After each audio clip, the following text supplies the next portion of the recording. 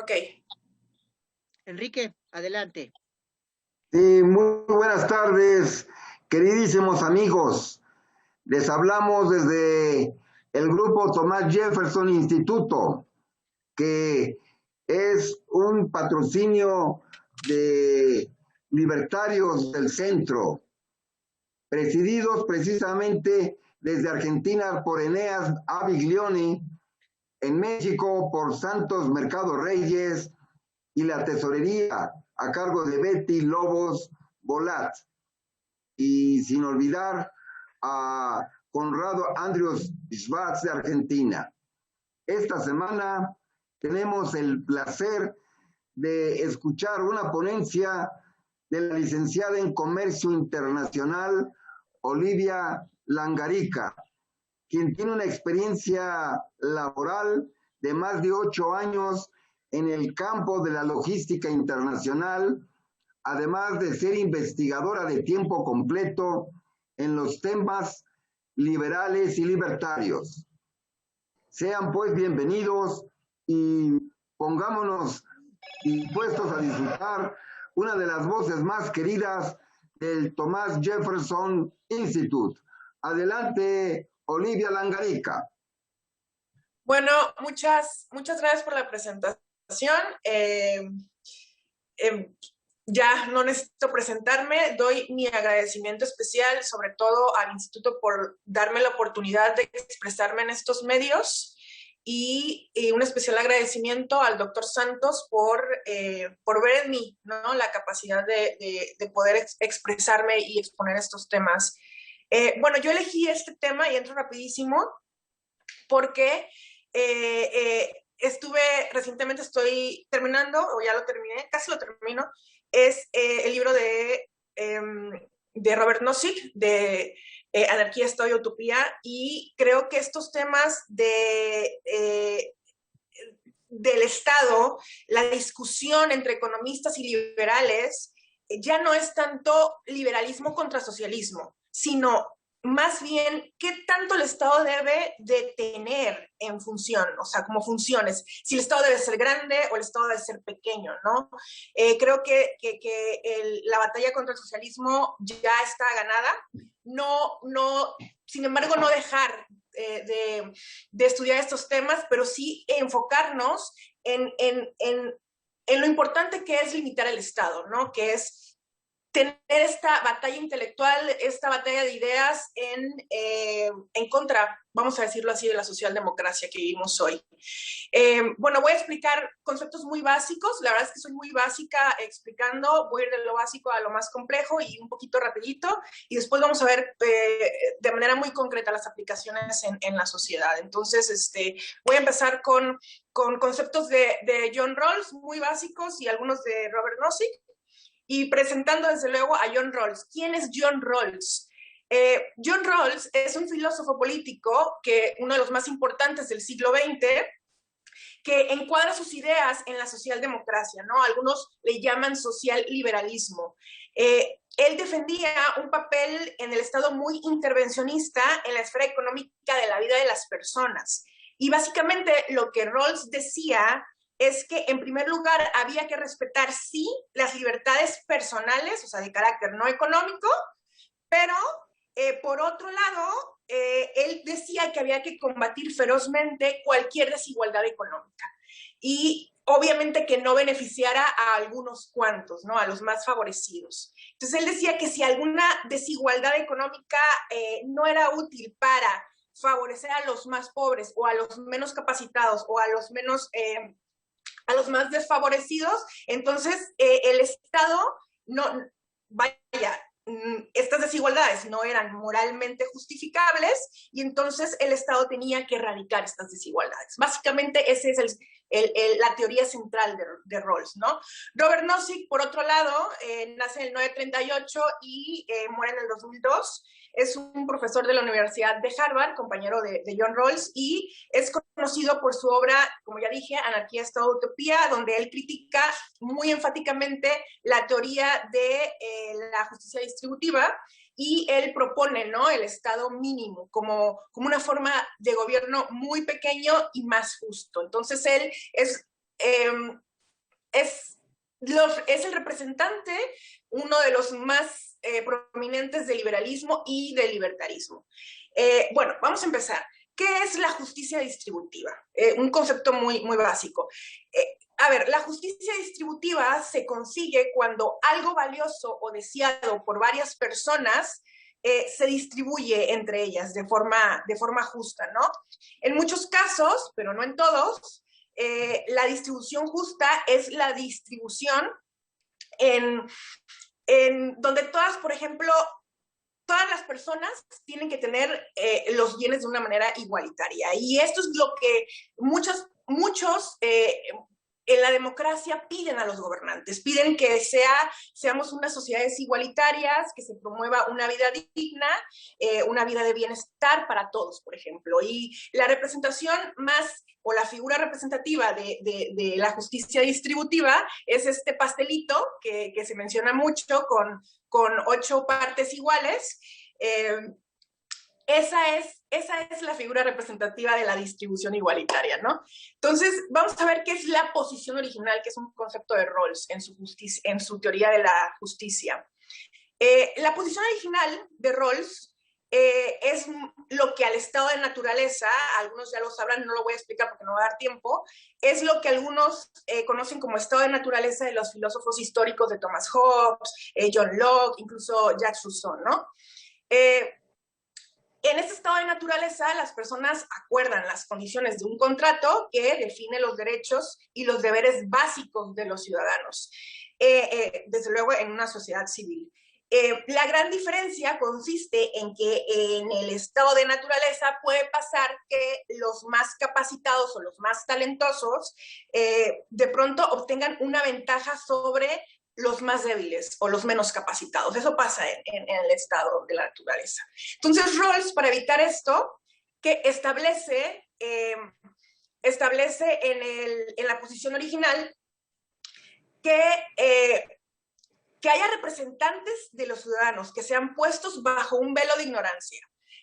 Vamos a ver ahorita qué es ¿cómo se llama? El velo de la ignorancia. Este velo de ignorancia como tal les quita información acerca de las características moralmente irrelevantes de los ciudadanos por ellos representados. O sea, los representantes no saben nada de los representados y los representados no saben nada de los representantes, ¿no? Entonces, por consiguiente, estas partes representativas no están al tanto ni de habilidades, ni de la etnicidad, ni del sexo, ni la religión que se practica en una sociedad, ni de las creencias, de absolutamente nada. Esto es la supuesta ignorancia.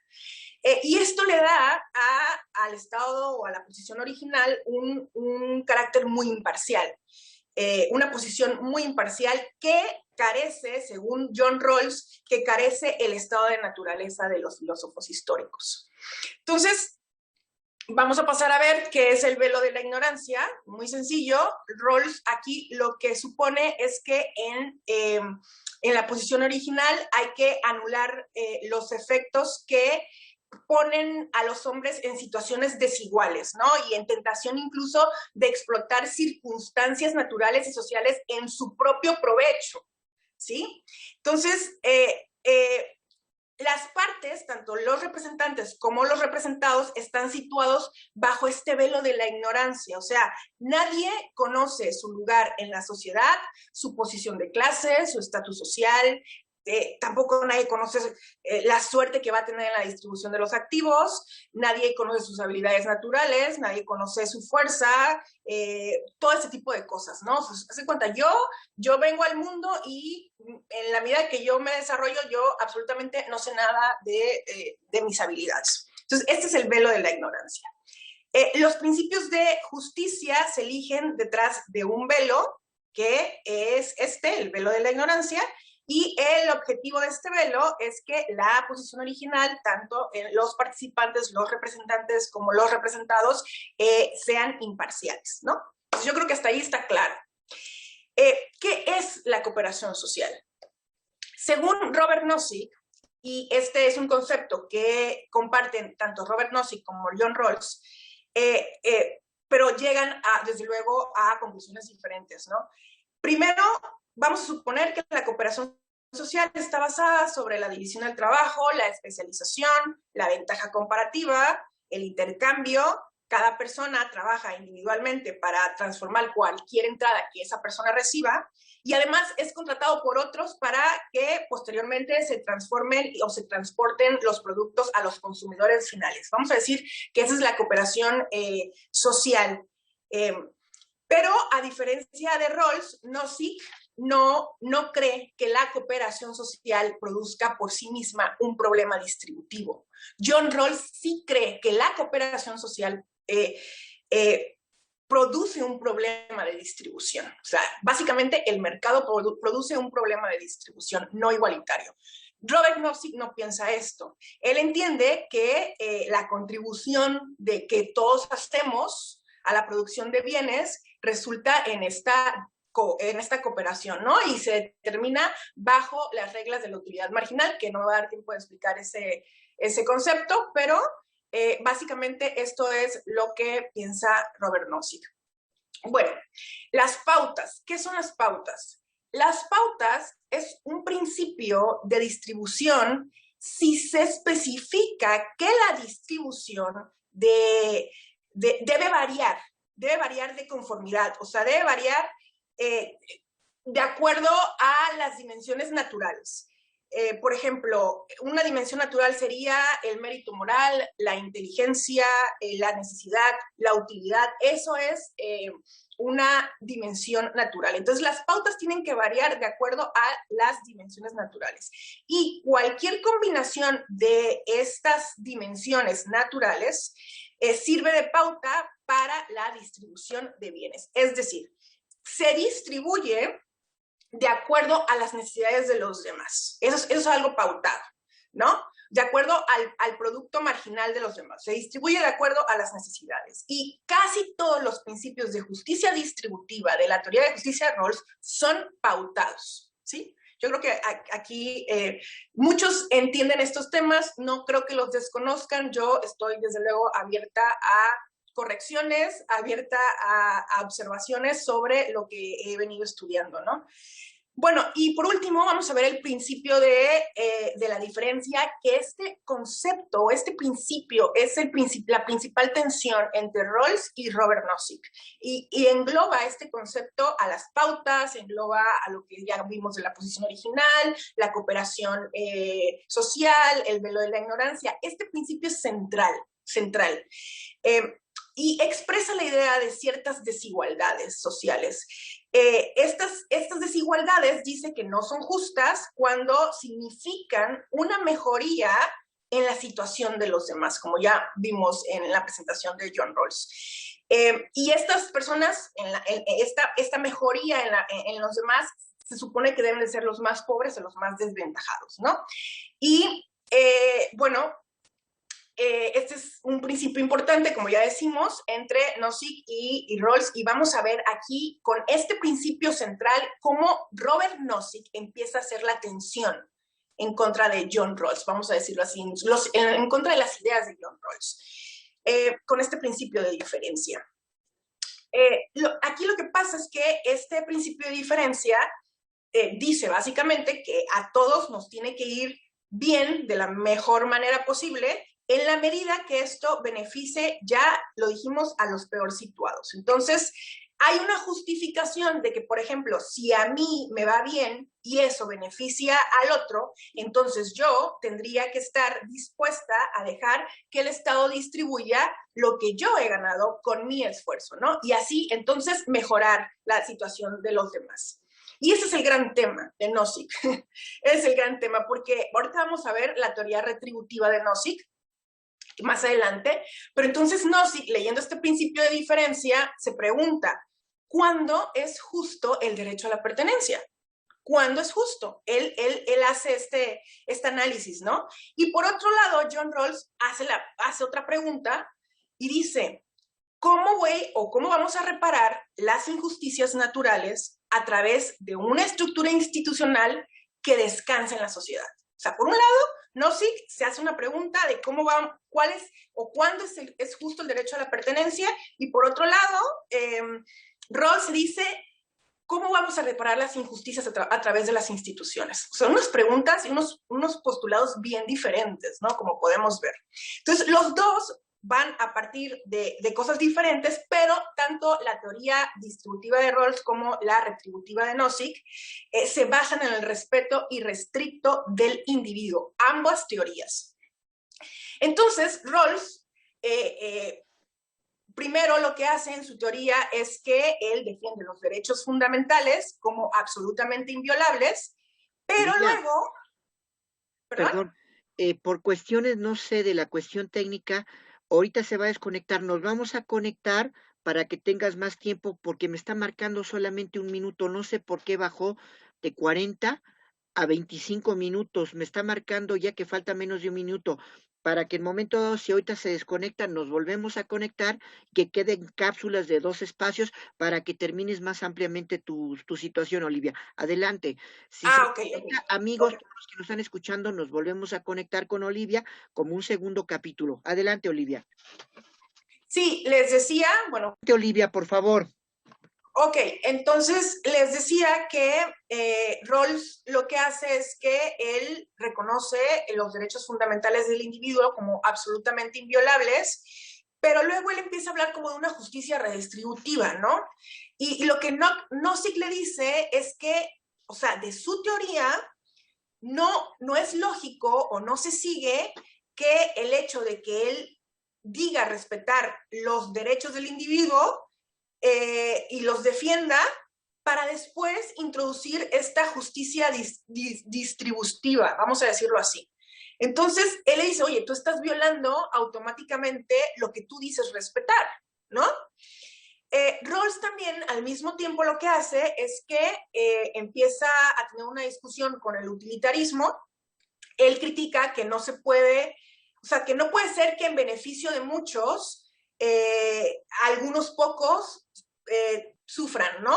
Algunos pocos se justifique el dolor y el sufrimiento de algunos pocos. Entonces él dice, las personas no son medios, sino son fines en sí mismas. Y Nozick, de pronto, con su teoría retributiva, le intenta demostrar a Rawls que su crítica al utilitarismo se la podría aplicar a él mismo con su teoría distributiva, ¿no? Entonces, ese principal problema con el principio de diferencia de Rawls. Los supuestos de la teoría de Nozick van desde una dimensión individual y los de Rawls de pronto van de una dimensión individual para después colectivizar, ¿no? A la sociedad. Entonces, bajo este esquema del velo de ignorancia, vamos a regresar un poquito al velo de ignorancia, ya vimos que, por ejemplo, lo correcto para mí sería que si yo nací sin talento y no sé cuál es mi posición en la sociedad, pero también soy parte de una sociedad, pero yo no soy capacitada como otras personas y yo no me conozco a mí misma porque tengo este velo de la ignorancia, según Rawls. Entonces, yo pienso automáticamente que la sociedad entera me tiene que beneficiar. O sea, tiene que beneficiar a personas como a mí, no capacitadas. Y entonces, del velo de la ignorancia se entiende que Rawls propone en su teoría de la justicia que el diseño de sus instituciones entonces son legítimos, ¿no? Son legítimos porque ninguno de nosotros diría lo contrario. Nadie justificaría a las instituciones bajo este velo de ignorancia. Estas instituciones que son representadas por los representantes bajo una posición original y por sus representados. Entonces, vamos viendo un poco cómo la visión de los talentos de Rawls es un poco sin sentido, o un poco o mucho sin sentido. O sea, no tiene ni siquiera, es absurda, ¿no? Es inaceptable. Entonces, Nozick le dice que bajo su velo de ignorancia no hay manera de que los principios de la teoría retributiva que él está exponiendo en el libro sean elegidos por una sociedad. Ni la de él ni la de otro teórico, porque todos están viviendo en un velo de ignorancia, ¿no? Entonces, ¿qué dice Nozick? Él empieza a cuestionar estos conceptos desde su teoría retributiva, que ahorita vamos a ver en este momento cómo lo desarrolla Nozick, y él dice, a ver, Robert Nozick, las cosas entran al mundo ya vinculadas con las personas que tienen derechos sobre ellas. Esa es una teoría muy lockeana de apropiación que Nozick explica en su libro, ¿no? Todos nos poseemos a nosotros mismos, o sea, el cuerpo, la personalidad, es posesión de uno mismo y por lo tanto todo está vinculado a las personas. Y para probar esta legitimidad de las pertenencias de las personas, empezando por sí mismo, es necesario dos principios que Robert Nozick explica. Número uno, es la adquisición original de pertenencias, y a esto le llama Robert Nozick principio de la justicia en la adquisición. Y básicamente es la apropiación de cosas no poseídas. Entonces, estas cosas no tenidas de pronto pueden llegar a ser poseídas y pueden llegar a ser poseídas a través de procesos, dice Robert Nozick, ¿no? Las cosas pueden llegar a ser poseídas por procesos. El principio número 2, él dice, es la transmisión de pertenencias de una persona a otra, y le llama conceptualmente principio de justicia de la transferencia. Y él se pregunta, ¿por qué procesos puede una persona transmitir pertenencias a otra? ¿No? Entonces, aquí aparecen como descripciones de intercambio voluntario, obsequio o fraude, ¿no? Vamos a ver ahorita cómo él resuelve el problema del fraude. Entonces, a ver, premisa número 1, según Nozick, una persona que adquiere una pertenencia de conformidad con el principio de justicia en la adquisición tiene derecho a esa pertenencia, punto. Premisa número 2, una persona que adquiere una pertenencia de conformidad con el principio de justicia en la transferencia de algún otro tiene derecho a esa pertenencia. O sea, si a mí me transfieren una pertenencia de una persona a otra, yo tengo derecho a esa pertenencia. Entonces, para concluir las dos premisas, él dice, nadie tiene derecho a una pertenencia excepto por las aplicaciones repetidas de la premisa número 1 y la premisa número 2. Entonces, vamos a ver, en caso de no cumplirse estos dos principios o estas dos premisas, es necesario aplicar el principio de rectificación, donde se supone que este principio de rectificación detecta una intervención violenta de otras personas y o que se traspasaron derechos o se dieron adquisiciones a través del traspaso de derechos de otras personas, ¿no? De la violación de derechos de otras personas. Entonces, para evitar los fraudes, dice Nozick, es necesario que haya la existencia de este tercer principio, que se llama justicia de pertenencias. Se llama la rectificación de injusticias de las pertenencias, perdón. Ese es el tercer principio. La rectificación de injusticias en las pertenencias. Es lo que más o menos resuelve, no sé, así el fraude. Pero yo estaba leyendo estaba viendo unas conferencias sobre esto y los doctores decían, a ver, es un poco como también irracional este principio, porque muchas cosas se nos transfieren a veces de manera injusta, a menos que no las detectemos, ¿no? Si las detectamos, las podemos llevar ante la corte, pero si no, muchas cosas históricamente son transmitidas a través del fraude, a través del robo, y muchas veces ni nos damos cuenta. Entonces, este principio de rectificación de injusticias, yo pienso que solo entraría en vigencia, vamos a decirlo así, si se lleva ante la corte, ¿no? Entonces, en general, los lineamientos generales de la justicia de pertenencias de Robert Nozick son que las pertenencias de una persona son justas si tiene derecho a ellas por el principio de adquisición, el principio de transferencia o por el principio de rectificación de la injusticia. De estos tres principios, ¿no?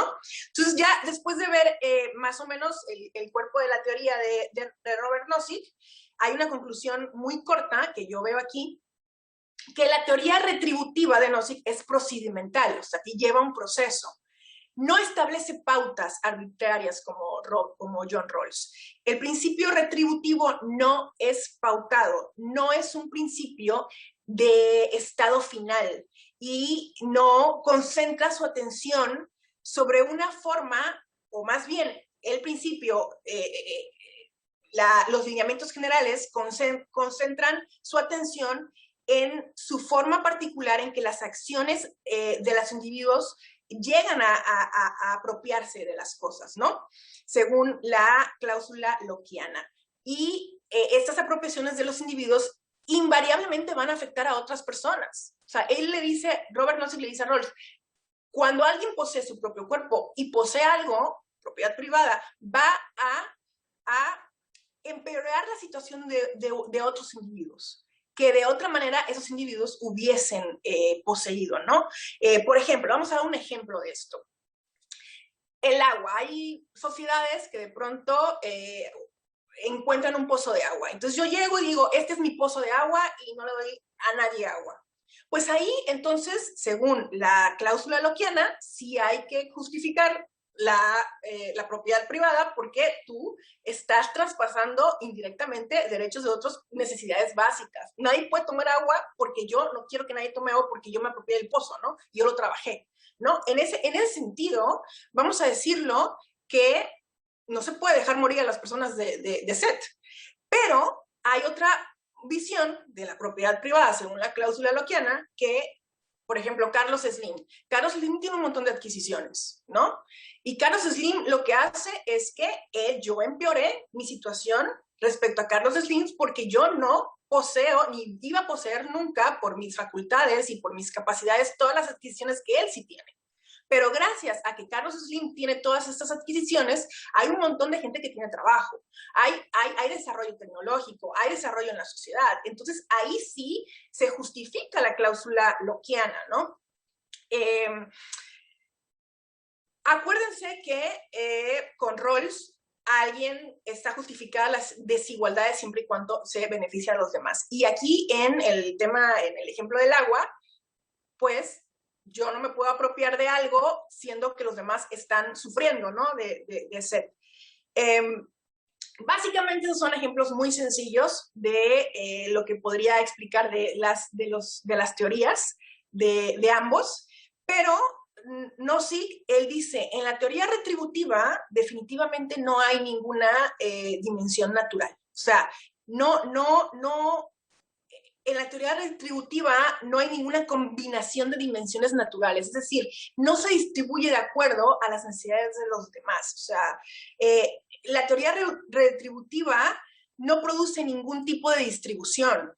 Ese es el principio de la redistribución. Entonces dice, mi teoría no es pautada y no será nunca pautado el conjunto de pertenencias que resulta cuando, por ejemplo, cuando personas reciban productos marginales, cuando ganen apostando, cuando algunas otras reciban partes de los ingresos de su pareja, cuando reciban, por ejemplo, donativos de fundaciones, cuando reciben intereses por préstamos, cuando otras reciben obsequios de admiradores, por ejemplo, otras reciben beneficios por inversión, o otras simplemente encuentran cosas, ¿no? O sea, esto nunca puede ser pautado. No puede ser que a mí, porque me transfirieron algo o porque yo adquirí algo, entonces una parte de eso lo voy a tener que distribuir de acuerdo o respecto a las necesidades de otras personas. Eso quiere decir una pauta. Y Robert Nozick dice, aquí no existen pautas, ¿no?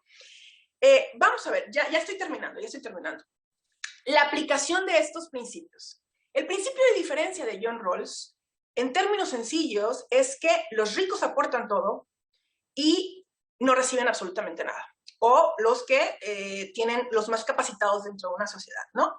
Y los menos posicionados o los menos capacitados lo reciben todo y de pronto esta sociedad menos capacitada sube a la clase media y entonces esa clase media sube pensando o aspirando a una fantasía distributiva, con esa mentalidad.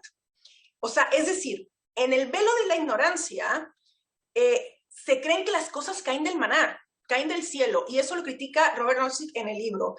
Cuando las cosas se producen día a día a base del trabajo de todos, ¿no? Pero como la sociedad nació con estas ideas de fantasía de que las cosas caen del cielo y caen del maná del cielo, entonces ellos siguen con esa mentalidad que poco a poco deteriora nuestras sociedades.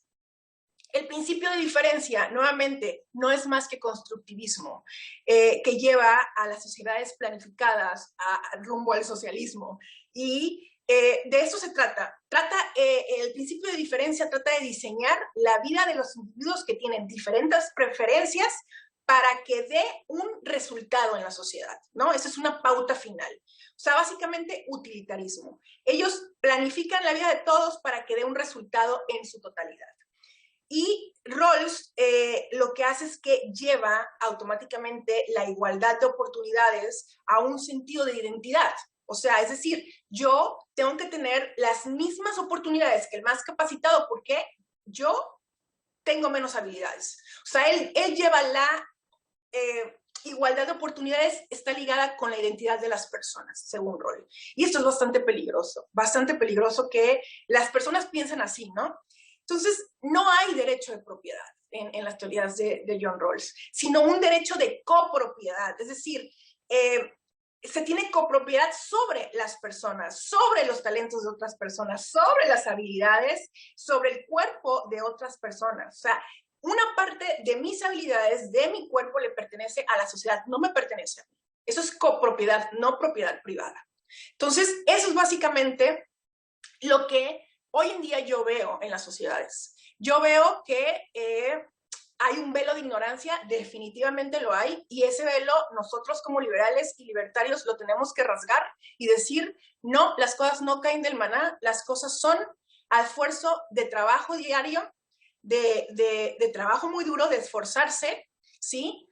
De ser resilientes. Los libertarios y los liberales somos resilientes y vivimos y entendemos la realidad de nuestras sociedades y entendemos de libertad. Y que esa libertad implica responsabilidad. Y que esa responsabilidad entiendo que yo soy responsable de mis acciones y por lo tanto de las cosas que poseo, ¿sí? Creo que tenemos que avanzar a esto, avanzar a sociedades libres, a avanzar a básicamente, y esto me encanta, a rasgarle el velo de la ignorancia en estas sociedades socialdemócratas que vivimos de Latinoamérica, desde México hasta Uruguay y pasando por España, ¿no? Porque los demás países están un poco mejor. Entonces, básicamente esta es mi presentación. Espero que les haya gustado y cualquier pregunta, cualquier observación, pues estoy abierta. Excelente, licenciada Olivia Langarica. Realmente esa expectación que teníamos por escucharte queda bastante complacida por nuestros oídos. Una voz hermosa, con una enseñanza aún más preciosa, porque el conocimiento nos hace libres. Así es. Acerca de John Rawls y Robert Nozick, ha quedado claro la diferencia, y para hacer el análisis sobre esta excelente ponencia, podemos escuchar a los participantes según el tiempo que tengamos disponible. Por ejemplo, nuestro amigo Fernando Ernesto, ¿estás presente? Fernando Alvarado. Fernando. Hola, hola. Sí, aquí estamos. ¿Puedes darnos 2 minutos de comentarios acerca de esta hermosa exposición?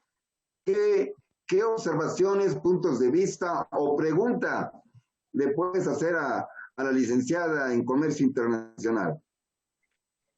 Bueno, en primer lugar, felicitar a la licenciada Olivia, una excelente exposición, se ve que domina el tema y pues me ha quedado muy claro.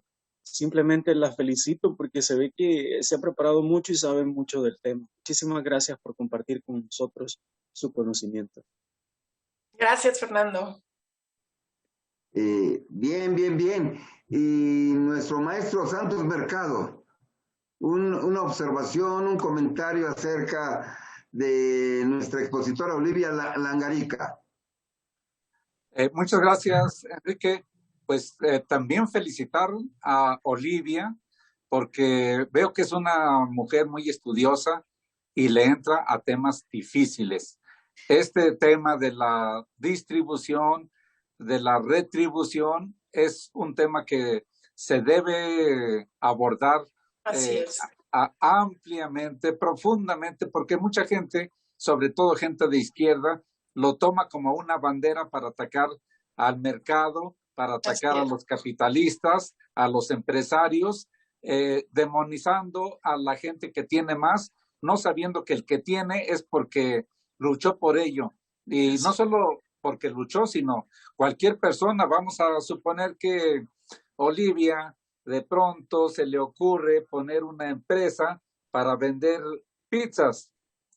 Bueno, si vende pizzas, pues claro que primero tiene que comprar la materia prima y compra la masa y compra los picantes y todo lo que compone una pizza, pero en ese momento en que está tomando la iniciativa, ya está beneficiando a mucha gente que está tras de eso, la gente que hace la harina, la gente que la transporta, la gente que hace la masa, en fin, hay mucha gente. Y después, cuando ya tiene la pizza, se le está vendiendo a la gente que quiere beneficiarse de ese producto. Entonces, con cada venta que hace Olivia, se está beneficiando ella, pero también está beneficiando al que está comprando el producto. Y si Olivia se pone a trabajar diario, a hacer pizzas, claro que al rato va a tener una fortuna, pero la hizo en buena ley, en buena lid. Quiere decir que su fortuna es correcta, es sagrada. Pero además un punto importante que hay que entender, y que esto no lo entiende la izquierda. Si Olivia hace mucho dinero, vamos a suponer que gana de pronto $1 millón diarios, Olivia no se los come. Cuando Olivia estaba pobre se comía un pollito. Ahora que está millonaria, no se va a comer 20 pollitos, sigue comiendo lo mismo. Pero aunque comiera 20 pollitos o 100 pollitos, la gente que está en las granjas se está beneficiando, las que transportan, las que cocinan. O sea, Olivia es alguien que está generando beneficios y beneficios para toda la sociedad gracias a su iniciativa. Y así son los empresarios. Los empresarios no se comen el dinero, es lo que tiene que entender la gente. Ese dinero que logran hacer mediante el comercio, mediante el capitalismo, mediante el mercado, es algo que se va a utilizar nuevamente para beneficiar a mucha gente. Entonces, lo que no entienden muchos los izquierdistas y mucha gente es que esos empresarios son arcángeles de la humanidad, son gente que hace beneficios. Y bueno, eso es un tema que todavía sigue así en la nubosidad, y qué bueno que Olivia se encarga de ver autores y yo la verdad es que nunca había nunca había escuchado ni leído a Nozick, y a Rawls lo había agarrado algún libro, pero en las primeras páginas decidí dejarlo, no me gustó. Pero qué bueno que Olivia sí toma ese valor para estudiarlos y para traernos un resumen o las ideas más exactas, más concretas y profundas de estos autores. Te felicito, Olivia, y espero escucharte muchas veces. Gracias, doctor. Gracias. Excelente, Santos Mercado. Y sabemos que este podcast va a ser escuchado por muchas personas y en aras de su mejor comprensión, te pido, Olivia Langarica, si me permites hablarte de tú con respeto y admiración, si pudieras abundarnos en cuestión de 1 minuto, 2 minutos, acerca de quién fue John Rawls y quién fue Robert Nozick en relación a sus teorías, para que, aparte de escuchar el análisis de sus propuestas económicas, desde el lado humano, ¿qué nos dices con respecto a estos investigadores? Bueno, rapidísimo. Eso lo mencioné al principio. John Rawls es el teórico más influyente del siglo XX.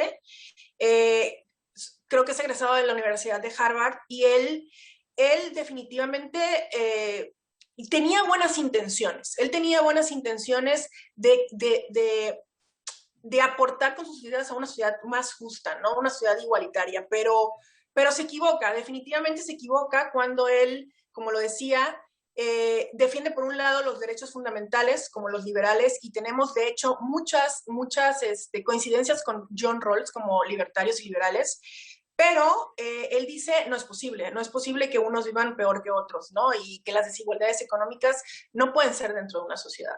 Entonces, él hace esta teoría del principio de diferencia, la teoría de la justicia distributiva, y él crea una utopía, vamos a decirlo así, irreal de las personas, de la naturaleza de las personas, porque no se da cuenta que los seres humanos perseguimos fines, ¿no? Perseguimos fines personales, que los seres humanos tenemos ambiciones, somos egoístas de cierta manera y que también al mismo tiempo somos cooperativos, somos personas que nos gusta vivir en sociedad, pero que, como decía Adam Smith y como dice Robert Nozick, somos personas que perseguimos fines. Eso es un tema central de la escuela austríaca, de la economía austríaca. No se da cuenta de eso y infelizmente Rawls influye a muchos teóricos de la socialdemocracia con sus teorías y hoy en día infelizmente, tenemos esas teorías en el Estado, tanto de los keynesianos, economistas keynesianos, como las teorías políticas de John Rawls, ¿no? Y Robert Nozick, creo que nosotros tenemos que estudiarlo bien, incluso a la escuela austríaca, estudiar a todos los autores liberales, libertarios, para poder difundir las ideas de la libertad y poder dar la batalla intelectual, sobre todo en la mente de las personas, y leer a estos teóricos, a Robert Nozick, que dice la sociedad es naturalmente desigual, somos naturalmente desiguales. Entonces, creo que hay que leerlos para poder aportar, ¿no?, a un mejor mundo, a ese mundo más libre y menos coaccionado, intervenido por el Estado. Excelente, muchas gracias, licenciada. Al compañero Carlos Jesús, ¿cuánto tiempo aún nos quedan para nuestra reunión? Todavía estamos a tiempo, Enrique, y si me lo permiten, pues felicitar a Olivia por esta gran plática. Pues al principio, pues los fallos técnicos de mi equipo, Sí. una disculpa. La segunda vez es que yo no entendí las sesiones de 40 minutos Zoom y me la dejó a 25, pero tuvimos esta oportunidad en esta segunda apertura de cápsula de que te ampliases en el tema. Y la verdad, como tú comentaste y como también nos señaló el doctor Santos, pues hay que ver hay que hacer entender a nuestra sociedad que las políticas de los socialdemócratas y de lo que tú nombras con uno de los autores, pues no puede ser posible que a nosotros nos delimiten, nos coarten y nos quiten de alguna forma la posibilidad de lo que la gente responsable crea, forja y manifiesta. Tú no puedes llegar, haz de cuenta, no sé, tu vecino, tu familiar, tu pariente, a lo que tú creaste por derecho institucionalmente establecido del Estado, a que te quiten tu propiedad. No se puede, o sea, ¿en dónde se ha visto eso? Nada más que en el socialismo. Así y desafortunadamente, si ponemos a un grupo, por ejemplo, de 100 personas, de las cuales 40 producen y 60 están de alguna forma quitándole a los que producen, va a haber un momento que la pobreza se va a uniformar y verdaderamente hay que verificar que es un problema también en la educación, que realmente la gente que se hace cargo en sus propios pies de crear, de generar riqueza, es la que verdaderamente vale, la que genera trabajo, empleo, bienestar a nuestra sociedad. Bien lo decías tú y lo comenta el doctor Santos, el libre mercado, el capitalismo, es lo que ha hecho sociedades de riqueza. Así Y es. mientras la socialdemocracia, los izquierdistas y grupos que de alguna forma tienen intereses políticos continúen con el hecho de las envidias y de quitar a la sociedad productiva, pues van a crear un mundo que ya estamos viendo en países de América Latina, de mucha pobreza, de robos, de asaltos, de delincuencia, y que los habitantes de esos países sabemos de antemano cuáles son. Cuba, Venezuela, Nicaragua, Argentina se vayan a otros lugares. Tal vez no hará la educación el Estado porque no le conviene, pero los que estamos adentro de ese tema, como tú bien la nombras, Olivia, hacer manifestar a nuestros hijos, a nuestros seres queridos, que no permitamos el asalto de la socialdemocracia ni de los izquierdistas. Yo verdaderamente te felicito. Adelante, Olivia. No, ahorita que termine. Sí, no, y que estos temas tan interesantes como el que hoy expusiste, nos hables precisamente a profundidad en próximas sesiones conforme se vaya dando el calendario. Ok. Y todavía estamos muy a tiempo. Adelante, Olivia. Todavía no me marca el... Sí, lo que yo leí en el libro, que es interesantísimo, me está apasionando, es que una sociedad libre, una sociedad capitalista, crea diferentes dimensiones sociales en donde todos entramos con nuestras capacidades y habilidades, ¿sí? Una sociedad que deja a los individuos desarrollarse, de pronto se dan dimensiones en donde a lo mejor si yo no soy tan buena en filosofía, pero soy muy buena haciendo pasteles, en esa dimensión social voy a ser la mejor haciendo pasteles. A lo mejor no en la dimensión de los filósofos, pero sí haciendo pasteles. Y en una sociedad intervenida, coaccionada, como las que tenemos hoy en día, con estados enormes, con la socialdemocracia, las dimensiones sociales son muy limitadas. Y por eso no hay seguridad de nosotros mismos, porque yo tengo que competir con el filósofo que tiene 4 doctorados en una misma esfera, ¿me explico? No hay esa desigualdad o no hay esa desigualdad que nos permita desarrollarnos nuestras capacidades sin que el Estado nos diga para qué somos buenos o para qué no somos buenos, ¿no? Entonces creo que sí, la competencia es importante, desde luego, desde la perspectiva liberal capitalista, pero las competencias en dimensiones sociales que crea el capitalismo son mejores porque hacen nichos especializados en los temas. Y eso no lo permite la socialdemocracia, no lo permite una economía planificada donde quiere que todos seamos iguales. Excelente participación, y quisiéramos escuchar también el punto de vista de nuestro carísimo profesor Uriel Cabrera, que es todo un experto en este tema. Permítenos escuchar tu opinión, profesor Uriel.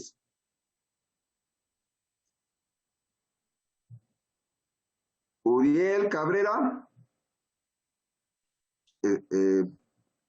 Parece que hay un problema con el audio o con... ya nuevamente. Te escuchamos, Uriel.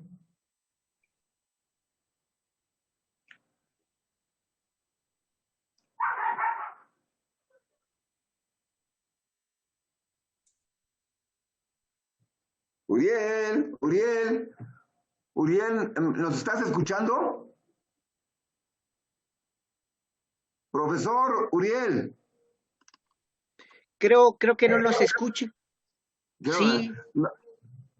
No alcanzamos a escucharte. Bueno, de cualquier manera, independientemente del audio, los que hemos estado aquí nos sentimos muy contentos y nos felicitamos por habernos reunido este lunes 15 de marzo, precisamente a la hora de Libertarios, un colectivo que busca ahondar precisamente en las propuestas liberales, gracias a la oportunidad que nos da el Instituto Thomas Jefferson.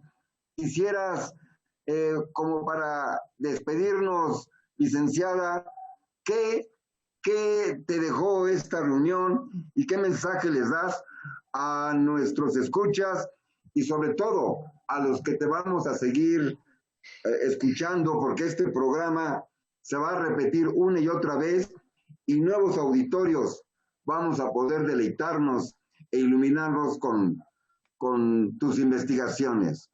Por favor, licenciada. Bueno, nada más que creo que es importante que nos formemos, que nos esforcemos en la formación académica de estos temas, los que estén interesados en dar la lucha en la batalla de las ideas. Yo de entrada te digo, estoy muy agradecida por esta oportunidad, porque sé que estoy tratando con académicos que incluso el doctor Santos me puede orientar en muchos temas. Y yo invito a todos, a las personas que nos están escuchando, que nos formemos en esos temas, en temas de economía, en temas de política, que puedan, incluso si tienen la oportunidad de estudiar una licenciatura o una maestría, lo hagan. Porque si tienen esa habilidad de dar la batalla de las ideas, de expresarse, pueden ayudar muchísimo, muchísimo a avanzar a una sociedad más libre. Es básicamente mi recomendación, y una recomendación que yo también me hago a mí misma. Excelente, y nuevamente les recordamos que cada 8 días el grupo Libertarios, patrocinado por el Instituto Jefferson, tendremos nuevas cápsulas y los invitamos para que se reúnan y nos escuchen, porque cada semana tendremos nuevos ponentes con diferentes temas. Por lo demás, si hay algún comentario más por parte de los presentes, aún podemos escucharlos por 1 o 2 minutos. En total, bueno, pero podemos escuchar 1 o 2 minutos de algún comentarista presente. Fernando. Bueno, si me permites, Enrique. Por favor, Santos. Sí, bueno, con todo esto lo que tenemos que ver es que si nos preocupa la distribución de la riqueza, lo que tenemos que saber, lo que tenemos que tener en cuenta es que no hay ningún aparato, ningún ser que distribuya mejor que el mercado. Así es.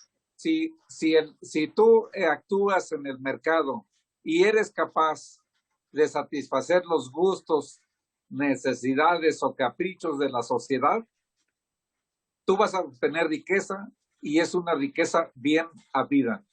Si no eres capaz de darle algo para beneficiar a la sociedad, por supuesto que, vamos a decir, te vas a quedar pobre. Pero en una sociedad libre, en una sociedad capitalista, todos tienen la oportunidad de aplicar su talento hasta donde les dé, sin ninguna cortapisa, sin ningún obstáculo. Eso es una sociedad capitalista que es a la que aspiramos los liberales, los libertarios, y que ahora está sufriendo nuestros países, porque en lugar de dirigirnos hacia una sociedad capitalista, vamos en sentido contrario. Y eso es algo muy dañino para nuestra sociedad, para nuestros tiempos, para nuestros jóvenes. ¿Y qué tienen que hacer los jóvenes? Pues armarse de ideas, sobre todo armarse de ideas para saber para dónde debe ir la sociedad, para dónde debe apuntar los esfuerzos, y ayudar en todo lo que se pueda para lograr ese objetivo. Pues nuevamente, Olivia, muchas gracias. De veras, te felicito, y de todo corazón te mando un fuerte abrazo. Gracias, doctor, igualmente, y un abrazo a todos. Gracias. En 1616, Miguel de Cervantes Saavedra decía en voz del ingenioso hidalgo Don Quijote de la Mancha: mi querido Sancho Panza, no hay oro en la tierra ni piedras preciosas en el mar que valgan más que la libertad.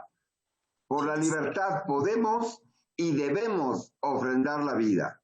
Parece que la piedra de toque que se dijo en el siglo XVII es vigente en el siglo XXI, y precisamente es la varita que permite seguir en el avance y el progreso, no solamente en las relaciones humanas, sino en la economía, en la política, porque la libertad es lo que nos hace hombres. La libertad es la que construye pueblos. La libertad es lo único que hace que el progreso se realice. Agradecemos esta tarde a la licenciada en Comercio Internacional Olivia Langarica, que con su ponencia de John Rawls y Robert Nozick hemos podido abordar este tema, y los esperamos para que dentro de 8 días, aquí mismo, con el colectivo Liberales y Libertarios del grupo Thomas Jefferson Institute, podamos continuar con un nuevo tema, con un nuevo ponente y sobre todo con los mismos y más amigos. Hasta la vista.